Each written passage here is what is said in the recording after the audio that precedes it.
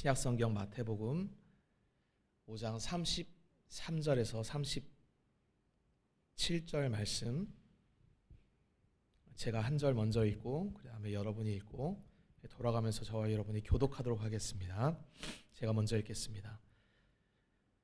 또 옛 사람에게 말한 바 헛 맹세를 하지 말고 내 맹세한 것을 주께 지키라 하였다는 것을 너희가 들었으나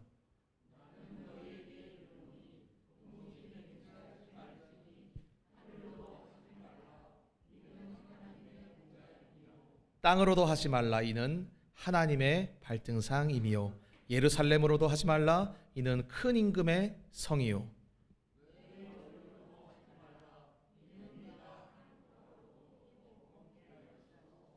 다 같이 읽겠습니다. 오직 너희 말은 옳다 옳다 아니라 아니라 하라. 이에서 지나는 것은 악으로부터 나느니라. 아멘. 할렐루야. 할렐루야.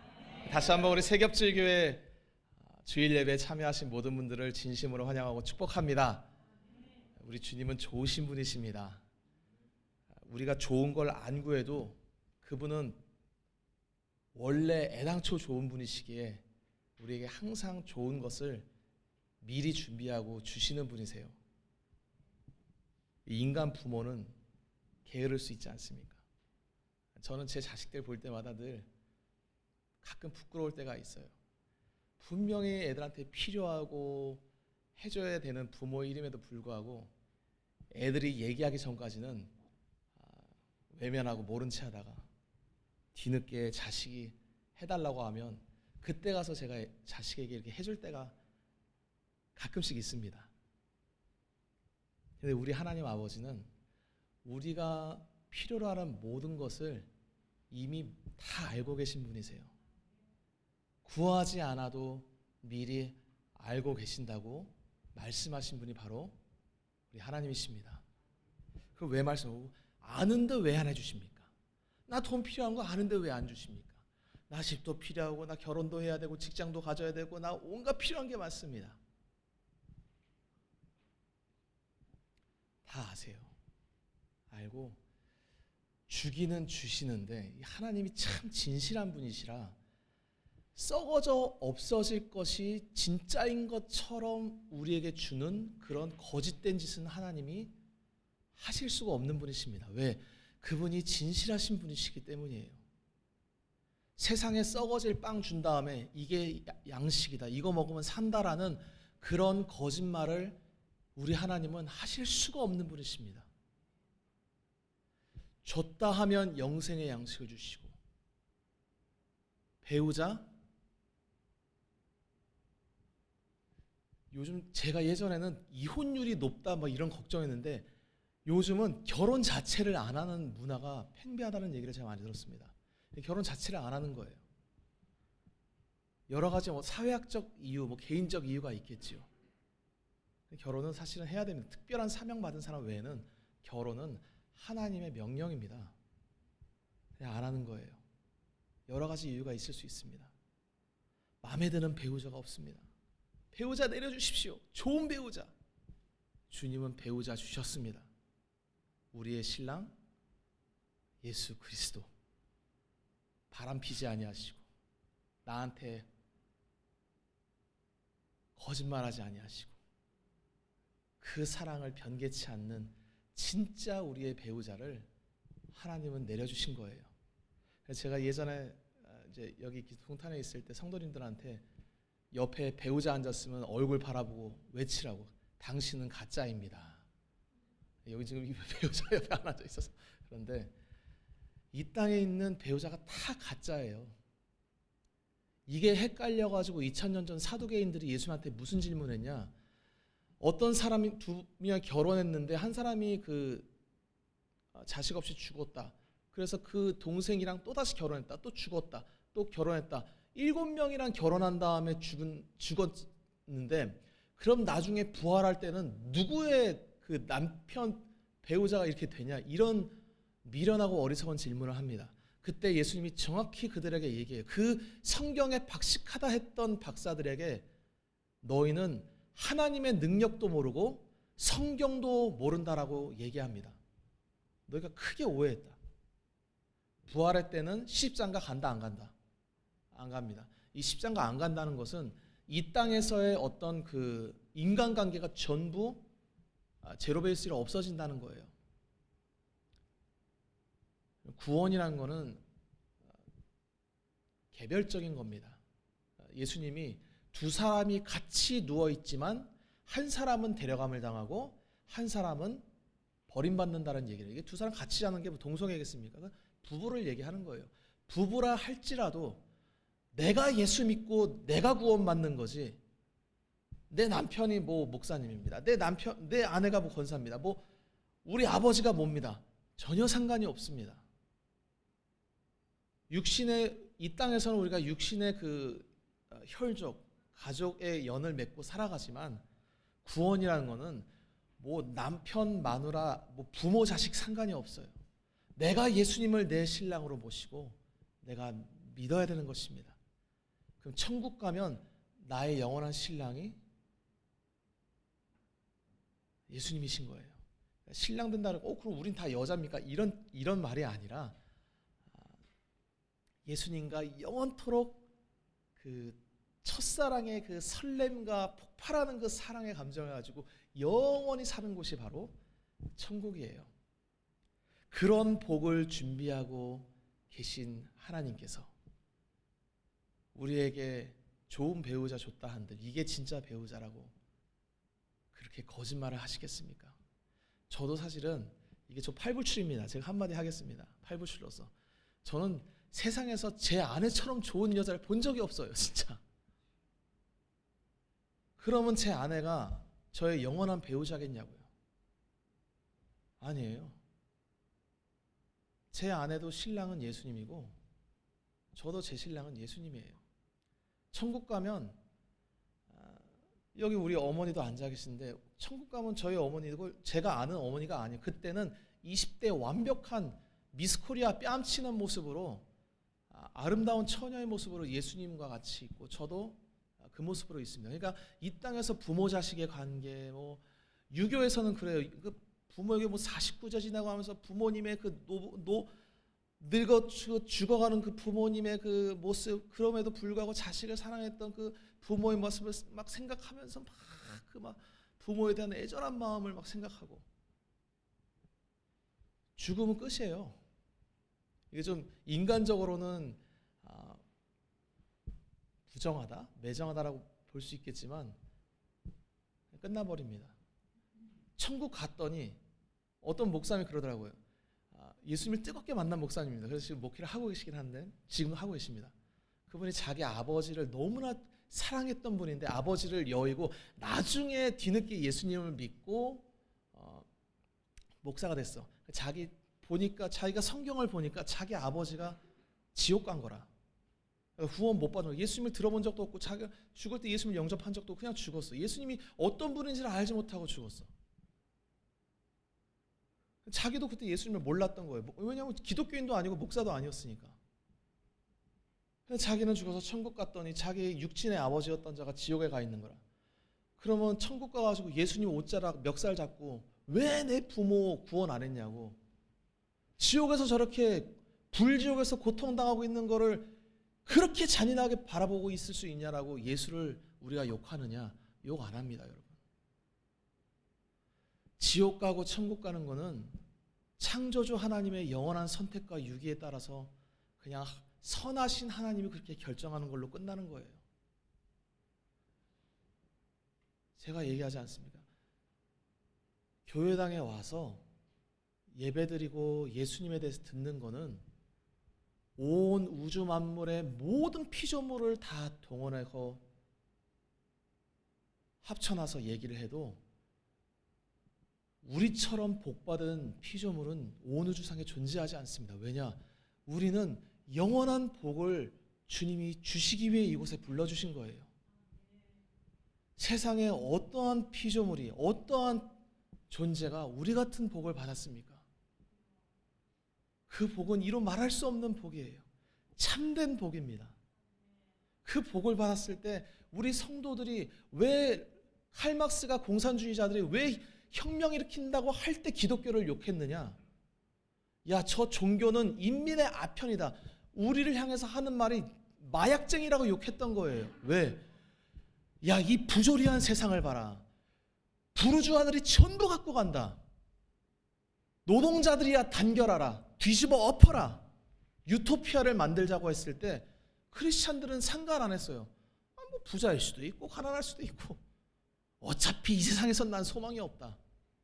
난 할렐루야 찬송 부르다가 난 천국 가리라. 여러분, 칼막스가 그 얘기 들을 때 속이 뒤집어지는 거예요. 그 사람이 천국은 이 땅이요. 그 사람의 구원은 혁명인 거예요. 뒤집어 엎어서 이 땅에서 부자들의 돈 뺏어가지고 가난한 자 나눠주고, 그게 그 사람이 봤던 진화론자 공산주의자의 천국이에요. 진화론까지 갑자기 얘기해서 그런데 하여튼 뭐 그런 뿌리가 같습니다. 우리는 이 땅은 천국이 아닙니다. 이 땅은 실체가 아니에요. 이 땅은 영원한 곳이 아닙니다. 우리는 천국 소망을 가지고 하루하루 살아가는 거예요. 그 소망이 있기에 이 땅에서 우리는 방탕할 수 없는 겁니다. 왜? 이 땅이 주는 쾌락이 우리의 진짜 기쁨이 아니기에. 이 땅에 있는 어떠한 비전과 꿈이 우리의 열망이 될 수가 없는 거예요. 왜? 어차피 사라질 거니까.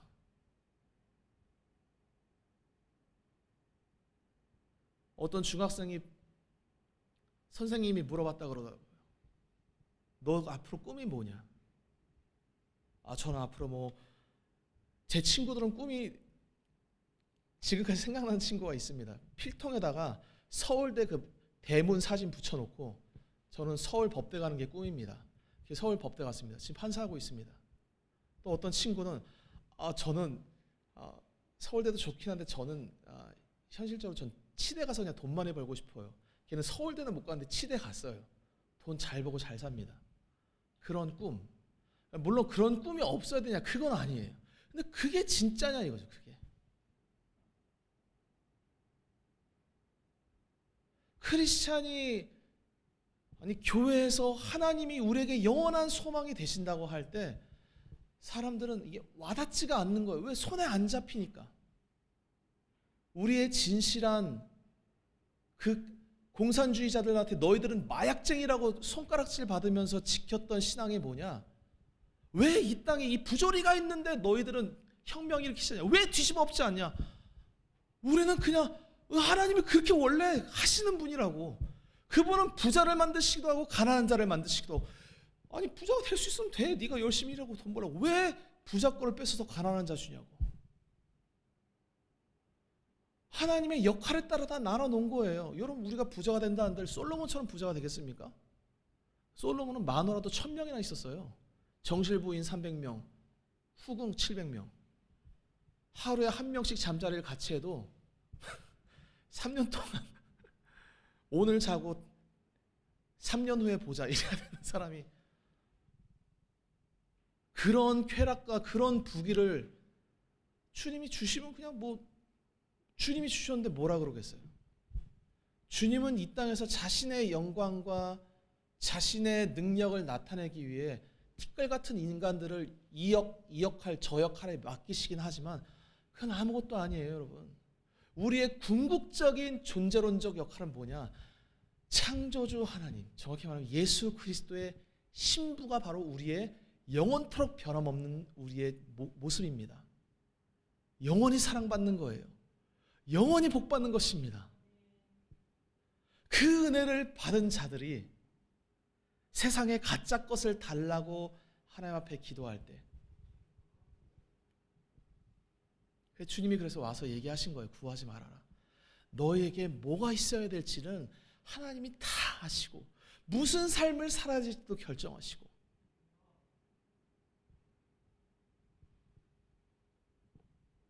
이방인이 구하는 것처럼 안 구해도 내가 알아서 다 하니까 나만 믿고 있으면 된다.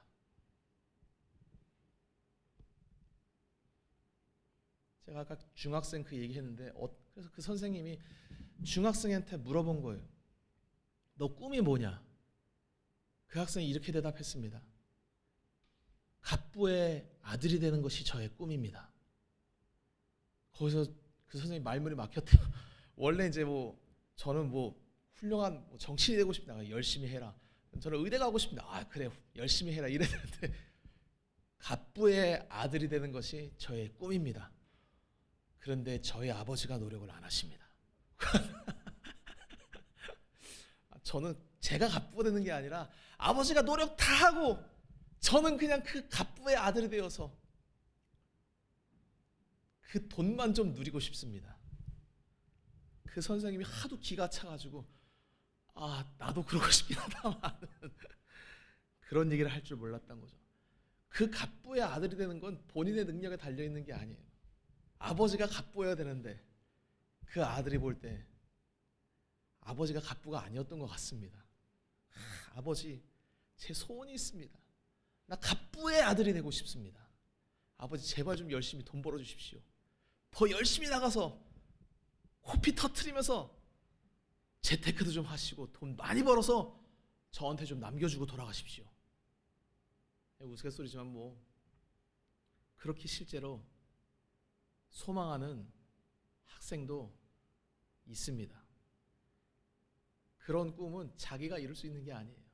아버지가 돈을 많이 벌어주는 수밖에 없습니다.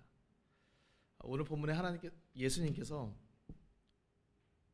말씀하세요. 도무지 맹세하지 말라. 옛사람에게 말한 바. 이게 옛사람이라는 거는 그러니까 구약시대 너희들을 선조들에게 말한 바. 이거 누가 말했겠습니까? 하나님께서 말씀하신 거예요. 성경에 말했다는 것입니다. 너희 옛사람에게 말한 바 거짓 맹세하지 말고 맹세했으면 반드시 지키라. 여러분 이거는 구약 성경에 명확히 나와 있는 얘기입니다. 레위기 19장 12절로 같이 한번 큰 소리로 읽어보겠습니다. 시작. 너희는 내 이름으로 거짓 맹세함으로 내 하나님의 이름을 욕되게 하지 말라. 나는 여호와이니라. 아멘. 그러니까 이 말이 여기뿐만 아니라 민수기나 신명기나 구약에 쭉 보면 맹세에 대한 얘기가 나와요. 맹세라는 것은 내가 반드시 하겠다 뭘 걸고 이렇게 다짐하고 약속하는 거예요. 안 하면 예를 들어서 내가 이걸 담보로 예를 들어서 내 집을 담보로 내가 반드시 갚겠습니다. 돈 빌린 다음에 내가 돈 못 갚으면 내 집 가져가십시오. 이런 걸 말하자면 서원 또는 맹세 또는 보증 이렇게 단어의 뜻은 다른데 그런 거예요. 그러니까 맹세라는 것은 가벼운 게 아닙니다. 내가 어떤 일을 반드시 한다고 할 때 맹세하는 거예요. 그걸 어떻게 알아? 야, 네가 맹세하는 건 알겠지만 그걸 어떻게 우리 진실성을 어떻게 알겠냐? 그때 사람들은 이스라엘한테는 중요한 게 뭐였냐? 제일 중요한 게 하나님이었습니다. 왜? 하나님이 아브라함을 부르사 자신들을 선민, 택함 받은 민족으로 불러주시고 지구상의 모든 단군 할아버지니 다 필요 없고 아브라함에게 복을 명하시고 그 민족에게 율법을 주셨어요. 복을 명하셨습니다. 하나님이 너무 중요한 거예요. 그래서 사람들이 맹세할 때 제일 최고의 맹세가 뭐냐? 하나님의 이름을 걸고 맹세하는 게 최고의 맹세였습니다. 이 하나님의 이름으로 맹세하는 이게 뭐냐면 내 말이 거짓이면 내가 이것을 미루지 못하면 나는 하나님의 백성으로부터 끊어져도 된다. 난 지옥 가도 된다. 이런 맹세입니다. 두려운 말이죠, 사실은. 그러니까 성경에서 맹세를 하라고 할 때는 그냥 해프게 해라, 막 해도 된다 이게 아니라 당연히 진중하게 거짓 맹세하지 말라 라고 옛 사람들이 그렇게 들어왔다는 것입니다. 성경으로부터. 근데 예수님이 나타나셔서 하시는 말이 뭐냐? 나는 너희에게 말한다. 도무지 맹세하지 말라. 이건 성경을 정면으로 대적하는 말이에요. 성경은 거짓 맹세하지 말라 그랬지 맹세를 도무지 하지 말라고 한 적이 없습니다. 맹세를 했으면 지키라는 거지. 그러니까 예수님이 이런 말씀들을 많이 하세요. 너희가 옛사람으로부터 들었지, 옛사람들이 이렇게 들어왔지, 너희도 그렇게 들었지, 그게 성경 말씀이지 내가 너희에게 말하노니 도무지 맹세하지 말라. 아니 맹세를 해야죠. 우리가 살면서 많은 서원도 하고 어떤 분들은 내가 서원 기도도 하고 맹세도 하고 저는 부끄럽지만 다이어트 하겠다는 맹세를 많이 하고 많이 깨어봤습니다. 올해만 들어서도 제가 다이어트 하겠다는 얘기를 한 6, 7번 한 것 같아요. 가족들 앞에서. 이제는 저희 가족들이 제 얘기를 안 믿습니다. 그래서 제가 가족들한테 아빠 얘기는 안 믿어도 주님 말씀은 믿어라. 매번 다이어트 하겠다고 다짐해도 왜 그 크림 이만큼 들어있는 도넛만 보면 내 마음이 바람 부는 광야에 서 있는 촛불처럼 좌우로 흔들리는지, 5초만 바라보고 있으면 저도 미혹된 것처럼 어느새 그 달콤한 도넛을 입에 넣고. 그러니까 여러분, 저는 다이어트 맹세조차도 지키지 못하는 타락한 목사예요. 그래서 여기 계신 분들은 다 훌륭한 분들입니다. 목사 안 보고 주님만 바라보고 와서 예배 드리시는 참 훌륭하신 분들이에요.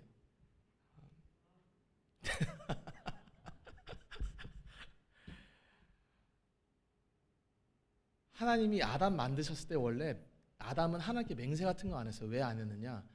아담 안에 하나님이 죄가 없는 완벽한 인간으로 만드셨을 때 하나님이 말씀하시고 명하시는 것을 전부 이룰 수 있는 능력이 아담에게는 있었습니다. 하나님이 아담에게 뭘 말했을 때 이걸 내가 어떻게 해야 되냐? 제 기준으로 말하면 다이어트 하라 그러면 오케이, 알겠습니다. 다이어트 하면 되는 것이지. 오늘 밤에 치맥이 땡기는데, 내일 피자 먹고 싶은데, 이런 고민을 할 필요가 없었어요. 죄가 없었을 때는.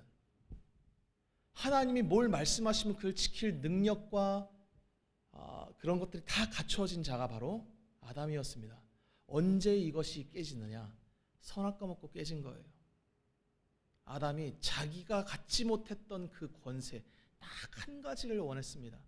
창조주의 권세, 피조물이 절대 넘볼 수 없는 권세, 선악을 판단하는 권세를 갖기를 원했는데, 먹는 순간 선악을 판단하게 됐습니다. 근데 성경에 주님께서 선악을 아는 자 중에 우리가 함께 됐다는데, 이게 칭찬이 아니라 하나님의 창조주의 권한을 넘본 자가 되었다, 이런 뜻이에요.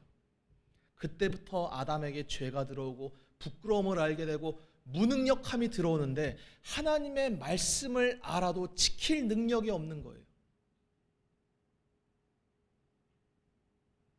다짐하고 다짐해도 또 주님의 말씀을 어기는 죄성이 사라지지 않는 비참한 인생을 살다가 지옥 가야 되는 것이 바로 인간의 모습입니다. 왜? 우리 안에 죄가 들어와서 그렇습니다. 죄는 다른 말로 말하면 무능함 같은 거예요.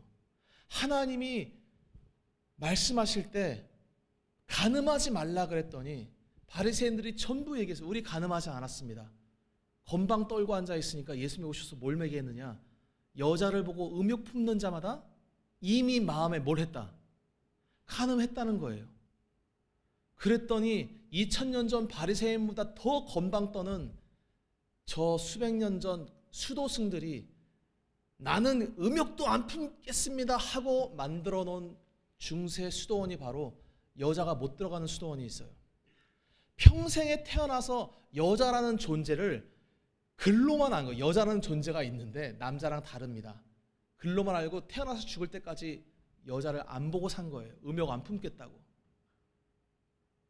그렇게 해놓고 수녀들이랑 그렇게 바람피고 옆에 고아원 만들어 놓고 자식들 키웠던 역사가 인간의 역사예요.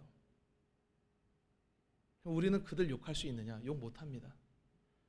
하나님이 말씀하시는 거는 우리는 맹세하고 다짐해도 하나님의 말씀을 지킬 수 있다 없다? 없다는 거예요. 예수님이 이 땅에 오셔가지고 우리에게 갑자기 말씀하십니다. 맹세하지 마라. 도무지 맹세하지 마라. 이게 구약의 말씀을 뒤집어 엎고 정면으로 대적하는 말씀이 아니에요. 이 말씀은 내가 너희들이 아무리 맹세하고 생명을 걸고 맹세해도 지킬 수 없는 연약함을 내가 알고 있다. 맹세할 필요 없다. 그럼 어떻게 해야 됩니까? 우리는 다 지옥 가야 됩니까? 내가 너희를 위해 내 생명을 걸고 맹세하고 너희를 살려주겠다. 하나님의 이름으로 맹세하시고 우리를 살려주시기 위해 이 땅에 오신 분이 바로 예수 그리스도이십니다. 우리가 맹세도 깨트리고 다짐에도 어길 수밖에 없는 하나님의 말씀을 유일하게 우리를 구원할 수 있는 능력을 가지고 이 땅에 오신 분 예수 그리스도가 우리 대신 맹세하시고 지켜주신다는 거예요. 내가 반드시 너에게 복주고 복주겠다. 내가 반드시 너를 살려주고 살려주겠다. 여러분, 하나님의 말씀은 진실하십니다. 그분이 우리를 모든 죄에서 건져주신다고 할 때는 우리가 아무리 죄가 많아도 상관이 없는 거예요. 창녀는 저보다 죄를 많이 지었습니다. 예수님 앞에 갈 때 저나 창녀나 상관이 없습니다. 어차피 구원은 죄가 많냐 적냐에 따라 상관이 없는 거예요. 예수님이 오늘 도무지 맹세하지 말라고 할 때는 말씀을 뒤집어 엎고 구약 말씀을 깨트리기 위해서 말씀하시는 것이 아니라 그 말씀을 지킬 능력이 없는 우리를 대신해서 하나님 아버지 앞에 본인이 맹세하는 거예요. 내 형제들이 어긴 모든 율법을 내가 홀로 다 지키겠으니 내 의를 저들에게 주시고 저들이 받을 죄의 벌을 저에게 내려주십시오. 그렇게 당당하게 하나님께 생명을 걸고 맹세하시고 우리를 구원하신 분이 예수 그리스도이십니다. 그 맹세의 언약, 그 사랑의 진실한 언약을 토대로 구원받은 자들이 바로 저와 여러분입니다.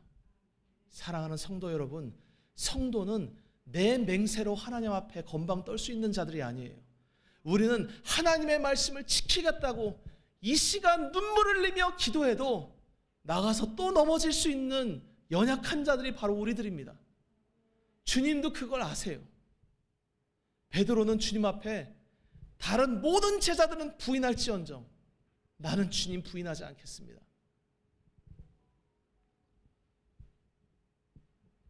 성경에 보면 베드로가 예수님을 저주할 때 어떻게 저주하느냐? 맹세하면서 예수님을 저주해요. 그냥 저주한 게 아니라 성경에 써져 있습니다. 베드로가 맹세하여 가로되. 유대인에게서 맹세라는 것은 가벼운 것이 아니었어요. 그때 왜 베드로가 그 위기의 순간 너도 나사렛 도당이다 하는 사람들의 그 확실한 물증을 가지고 또 베드로가 왜 그 위기를 모면할 수 있었느냐? 맹세하면서 예수를 저주했던 것입니다. 여러분, 인간의 죄성이란 것은 내가 죽을 것 같으면 예수님과 함께 죽겠습니다라고 얘기하고도 그 맹세를 거꾸로 뒤집어서 예수를 저주하는 데 맹세할 수도 있는 것이 바로 인간의 죄성이에요. 우리 중에 누가 베드로를 욕할 수 있겠습니까? 서목사 안에도 여러 번 안에도 다 똑같은 죄악이 있는 거예요. 여러분, 우리가 예수 믿는다고 할 때 다 복받기 위해서 예수 믿는 거 아니겠어요? 복 받는다고 할 때 우리가 생각하는 복이라는 것이 다 똑같아요. 뭐 건강의 복, 뭐 행복의 복, 뭐 돈의 복, 뭐 승진, 뭐 직장, 뭐 결혼 생활, 온갖 것들. 베드로가 예수님 저주할 때 거기서 예수님 인정해버리면 자기 인생 끝나는 거예요. 자기도 예수님처럼 몰매 맞다가 십자가에 달려서 같이 죽어야 될 판국에 어떻게 거기서 하늘에 맹세코 저분이 나의 구주이십니다 라고 고백할 수가 있었겠습니까?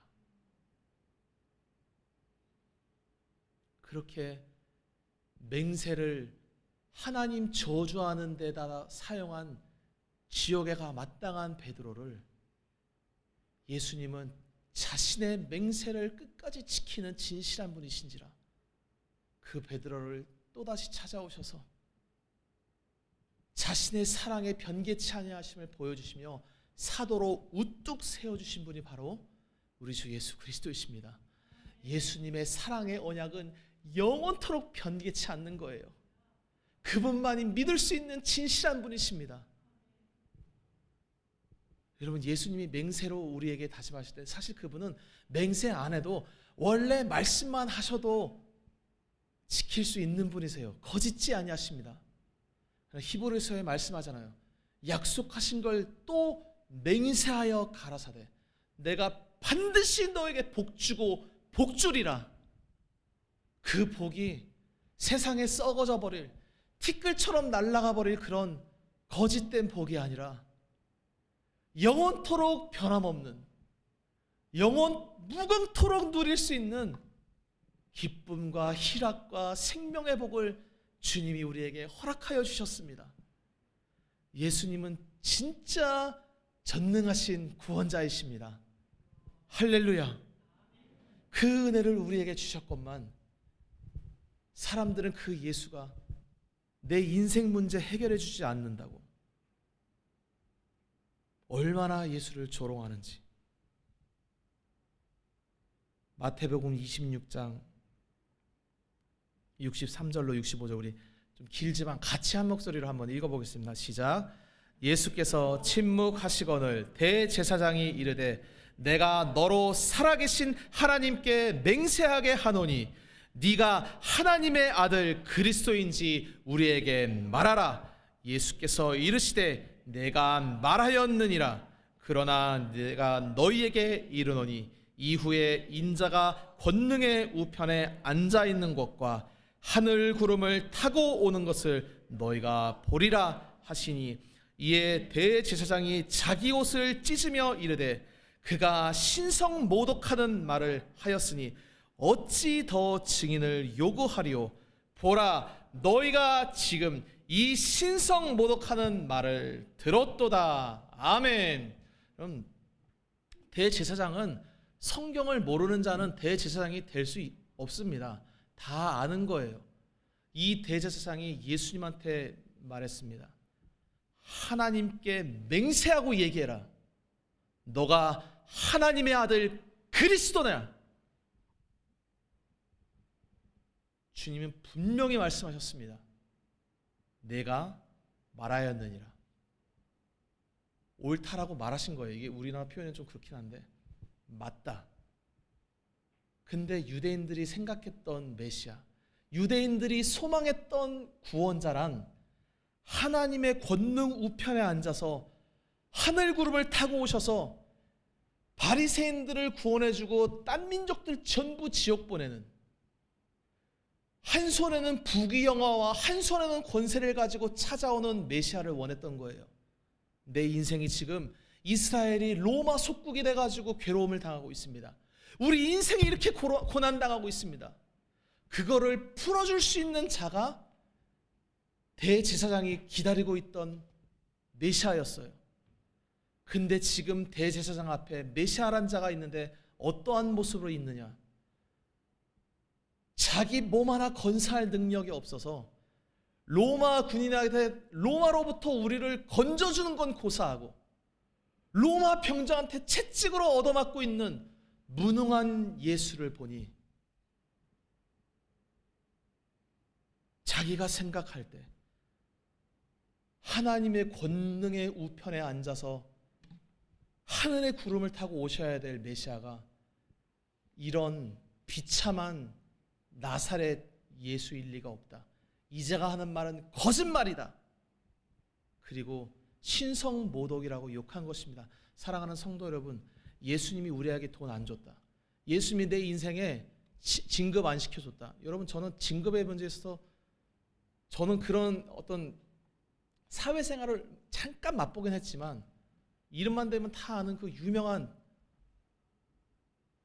무슨 S전자 다니시는 분인데 승진이 안 됐는데 자기 친구들은 다 승진하고, 여러분 승진 안 되는 그 비통함 이루 말할 수가 없어요. 결국 나와야 돼요. 그 씁쓸함. 그때 주님이 오셔가지고 너는 영원히 승진하지 못한다. 내가 너를 승진하는 정도가 아니라 창조주의 신부가 되게 해주겠다 라고 얘기했을 때 몇 명이나 그딴 거는 됐으니까 나 임원 되게 해주십시오. 그 기도를 버리지 않을 수 있겠습니까? 우리는 다 예수님한테 내가 메시아라고 하고 찾아올 때 다 신성모독자라고 예수님을 십자가에 못 박는 죄인인 거예요. 왜? 그분이 이 땅에 썩어질 거 안 주시는 분이니까. 여러분, 대제사장이 만약에 예수님이 하나님의 권능 우편에 앉아있는 찬란한 영광과 위엄을 갖고 왔으면 유대인들이 예수님 십자가에 못 박았겠습니까? 아니에요. 다 못 안 박는 거예요. 지금 교회 다니는 사람들이 십자가에 못 박힌 예수를 바라보라고 했을 때 그 예수님이 내 오른손에 수십억 들려주고 내 왼손에 수천억 재산 들려줬을 때 그러면 예수 안 믿겠냐고. 다 믿겠죠. 2000년 전 예수님을 거부한 유대인이나 지금 예수 얘기한다고 교회 떠나고 예수님이 나한테 뭘 해줬냐라고 얘기하면서 주님을 떠나가는 우리의 모습이나, 인간은 수천 년부터 지금까지 하나님 앞에서 더럽고 추악하기가 변함이 없는 타락한 죄인들입니다. 이 죄인들을 지금도 사랑해 주셔서 끊임없이 회개하고 성찬하고 자기를 믿으라고 불러주시는 분이 바로 우리 예수 그리스도이십니다. 그러니까 우리는 우리의 능력으로 주님 앞에 설 수가 없어요. 하나님의 뜻을 이루기에, 여러분, 성경 결국 한마디로 얘기하면 뭐 많은 율법 수백 가지가 있지만 한마디로 얘기하면 뭐냐? 목숨을 다해 하나님을 사랑하라는 거예요. 그게 제1번 명령입니다. 우리 중에 생명을 다해 주님을 사랑한다? 저도 안 됩니다. 여러분도 안 돼요. 우리는 못해요. 다 지 생명 살겠다고 주님 바짓가랑에 붙잡는 자들이지. 그 말씀을 하신 것은 너희가 다 너희를 사랑하는 타락한 이기적인 죄인인 걸 안다. 내가 너희를 위해 내 생명을 다해 맹세하고 너희를 살려주겠다. 사랑하는 성도 여러분, 우리 크리스찬들이 우리의 정체성을 알아야 돼요. 우리는 하나님 앞에서 주님 말씀을 잘 지키겠다고 맹세하라고 부름받은 자들이 아닙니다. 우리는 우리를 위해서 자신의 모든 것을 걸고 맹세하신 분, 예수 그리스도를 믿고 그분의 사랑을 받으라고 잔치집에 초대받은 자들이 바로 우리들이에요. 우리에게 아무런 맹세를 요구하지 않습니다. 도무지 맹세하지 말라. 이것은 구약을 폐하겠다, 구약을 없애라. 물론 구약이 폐했다는 말도 이제 중요한 의미가 있는 말이긴 하지만 예수님이 말씀하시는 것은 너희들이 지키지 못했던 하나님의 언약을 다 어긴 그 모든 것을 내가 전부 다 맹세로 지켜줄 테니까 너희들은 맹세할 필요가 없다. 너희가 설령 맹세를 어기고 죄악 가운데 바다에 빠질지라도 내가 나의 사랑의 맹세를 어기지 않고 너를 바다 가운데서 건져줄 것이다. 할렐루야. 사랑하는 성도 여러분, 우리 예수님이 너무나 위대하신 분 아니십니까? 우리가 그분의 은혜로 오늘도 살고 있는 것이 아닙니까? 오늘도 예수님의 사랑의 그 진실한 언약 흡족하게 내리시는 그 은혜 때문에 오늘 우리가 살아가는 것이 아닙니까? 우리 중에 누가 내가 맹세로 주님께 영광 돌립니다. 물론 우리가 살아가면서 주님 내가 주님만 믿고 따르겠습니다 결단하고 살아가는 것 주님은 사실 기뻐하세요. 우리의 연약함을 알면에도 불구하고 그렇게 맹세할 때 우리의 무능함을 또 알게 하시고 또 주님의 전능하심을 알게 하시기 위해서 실패도 경험하게 하시고 성공도 경험하게 하시고 이렇게 우리의 인생을 좌로도 우로도 인도하시지만 결국은 우리의 모습에는 우리의 능력도 없고 영광도 없어요. 다 주님의 영광입니다. 우리를 구원하시는 영원한 신실한 맹세의 언약을 예수님이 홀로 다 지키시고 우리는 마치 아까 말한 그 중학생처럼 내 아버지가 갑부되는 것이 내 꿈입니다. 나는 죄졌지만 구원받고 싶습니다. 율법 지켜라. 어겼지만 구원받고 싶습니다라고 말 같지도 않은 꿈을 얘기했더니 창조주가 직접 찾아오셔서 우리의 구원을 이루는 데 필요한 모든 일을 스스로 다 이루시고 우리에게 값없이 영생의 축복을 거저 주신 것입니다. 예수님은 이런 분이세요. 우리가 믿는 주님이 이렇게 신실한 분이십니다. 우리가 신앙생활할 때 많은 사람들이 자기가 한 날을 지켜야 된다는 구약의 말씀을 아마 성경을 좋아하시는 분들은 다 들어봤을 거예요. 그리고 하나님 앞에 내가 아마 여기 서원 기도도 하신 분들 계신지 모르겠습니다. 서원 기도는 할 수 있어요. 할 수 있는데 하나님이 도와주셔야 하는 것입니다. 금식, 제가 우리 교회는 말했죠. 공식적으로 금식하지 말라고. 다만 만약에 어떤 성도님이 오셔서 하나님이 금식을 시키셨습니다. 그럼 제가 좀 들어보고 할 수 있습니다. 금식해도 돼요. 그런데 하나님이 시키실 때가 있어요. 그럼 하면 됩니다. 그는 하나님의 영광이에요. 어떤 분이 그러더라고요. 금식을 주님이 명하셨는데 그때부터 그분이 음식 냄새를 맡으면 구역질이 나더래. 저는 금식하겠습니다 해도 돼지고기 냄새가 스쳐가면 아내를 닭달해서라도 야간에 돼지고기를 먹어야만 하는 사람입니다. 근데 하나님이 금식을 명하셔서 시킨다 그러면 고기 냄새가 고기 냄새뿐만 아니라 그냥 음식 냄새가 코에 스치는데 역한 구역질 나는 냄새가 나면 그 감정이 들면서 음식을 먹을 수가 없더라는 거예요. 그분이 자기가 금식할 때 그 금식이 자기의 의로움이 될 수 있겠습니까? 없는 거예요. 자기에게 금식을 명하시고 금식하도록 능력 주시는 분이 주님이신 거예요. 북한에 있는 성도들이 우리가 볼 때는 와, 어떻게 저런 상황에서 예수님을 부인하지 않고 비참하게 얻어맞다가 저렇게 인생에 아무 꿈도 없어, 아무 비전도 없어, 아무런 소망도 없어, 고난당하는 거 외에 아무런 인생의 모습이 없는데 저 상태에서 어떻게 예수님을 저주하지 않을까? 그 사람들이 천국 갔을 때 자기의 믿음을 자랑할 수 있겠습니까? 인간적으로 볼 때 훌륭하죠. 우리 대한민국, 아니 지구상에 우리 북한에서 믿음 지키는 신실한 성도들 만한 믿음이 어디 있겠습니까? 부모가 북한군이 총살해서 죽이는데 자기 자식한테 하는 얘기가 뭐냐? 너 저 아저씨 미워하면 안 된다. 총부리를 자기한테 거누고 예수 믿으면 너 죽이겠다고 자식 보는 앞에서 총부리를 들이대고 있는데 그 앞에다 대고 자식한테 저 아저씨 미워하지 말라고, 좀 이따가 천국에서 보자라고 얘기하고 총 맞아 죽는 게 북한 성도들이에요. 근데 그분이 그렇게 믿음 지키고 천국 갔을 때 와, 내 믿음이 이렇게 대단합니다. 자랑 못합니다. 여러분, 천국에 대해서 사람들이 몰라요. 천국은 전적인 주님의 능력으로만 가는 곳이 천국입니다.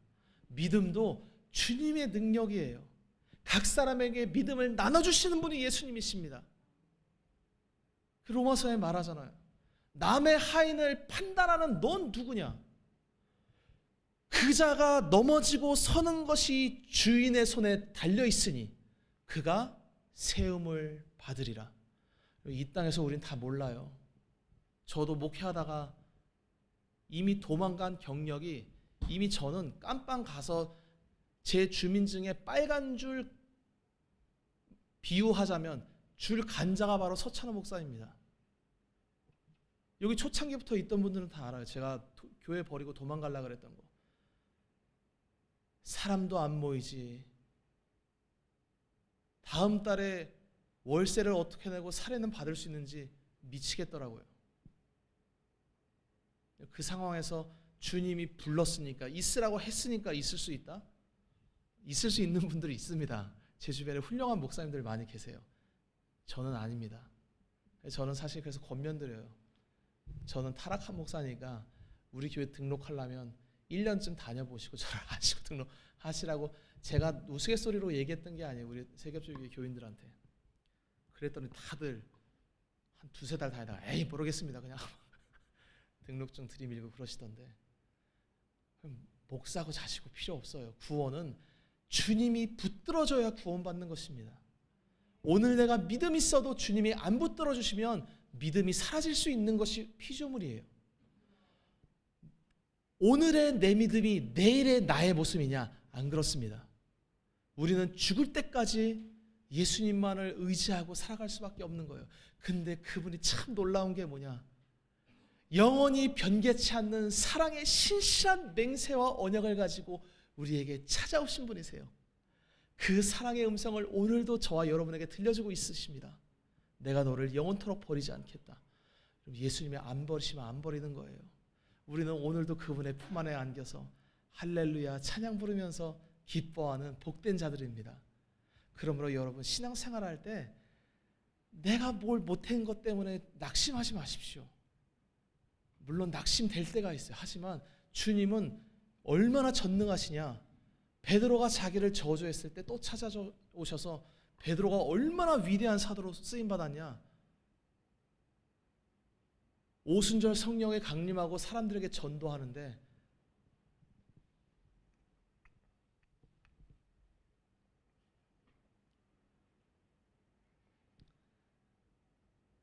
자기가 저주했던 그 예수님을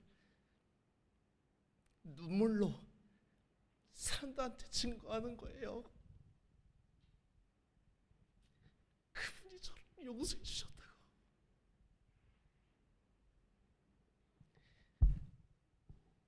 주님을 저주하고 떠나도 그분은 자기가 사랑하는 자를 끝까지 포기하지 않는 분이십니다. 그 사랑의 맹세를 영원까지 지키시는 분이 바로 우리 예수 그리스도이십니다. 우리 수천 년간 우리 믿음의 선조들이 그분을 따라왔었고 지금도 우리가 따라가고 있는 거예요. 교회가 무너졌다 살았다 그거는 우리의 능력에 달려있는 것이 아닙니다. 교회가 무슨 돈 문제가 있든 여자 문제가 있든 그거는 본질적인 문제가 아니에요. 교회가 잃어버린 건 돈이 아닙니다. 교회가 잃어버린 건 성도 잃어버린 게 아니에요. 예수님을 잃어버린 것입니다. 예수님을 잃어버렸지만 주님이 또다시 찾아오셔서 그리고 우리 세겹주의교회에 찾아오셔서 나타나서 알려주시는 거예요. 우리를 얼마나 사랑하시는지. 그 사랑의 언약을 매일매일 기억하시면서 내가 무능해도 좌절하지 마시고 예수님의 신실한 맹세와 능력을 의지하여 사랑하는 저와 여러분 되시기를 주의 이름으로 축원합니다. 아멘.